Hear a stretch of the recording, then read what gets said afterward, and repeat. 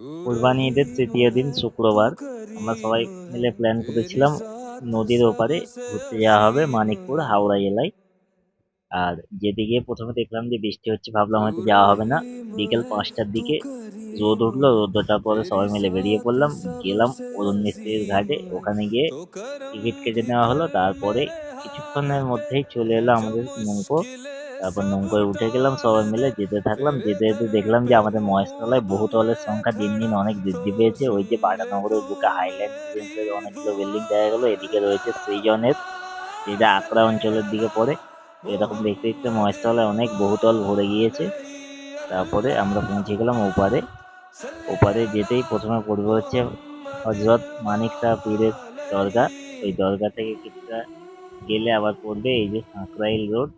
যে রোডটা বিগত 15-20 বছর ধরে কাজ হচ্ছে না, একেবারে ভগ্ন অবস্থায় পড়ে রয়েছে, যেতে গেলে অনেক বিরক্ত লাগে। তারপরে আমরা যাচ্ছিলাম এক আত্মীয়ের বাড়িতে, যেতে গিয়ে দেখলাম যে ওখানে অনেক মনোরম পরিবেশ, গাছপালায় ভর্তি।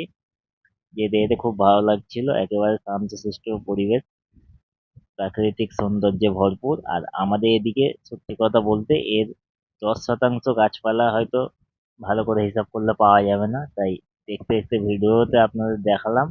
তারপরে ওখান থেকে ঘুরে ঘাড়ে পৌঁছে গেলাম আবারও মানিকপুরে। এসে দেখলাম যে নৌকোর কিছুক্ষণ টাইম বাকি রয়েছে, তাই আমরা বসে বসে অপেক্ষা করতে থাকলাম। এইভাবে আমি ভিডিও করতে থাকছি, আপনারাও আমার পাশে থাকুন। ভিডিওগুলো ভালো লাগলে লাইক কমেন্ট শেয়ার করুন এবং চ্যানেলটিকে সাবস্ক্রাইব করে বেল আইকনটি টিপে পাশে থাকার চেষ্টা করুন।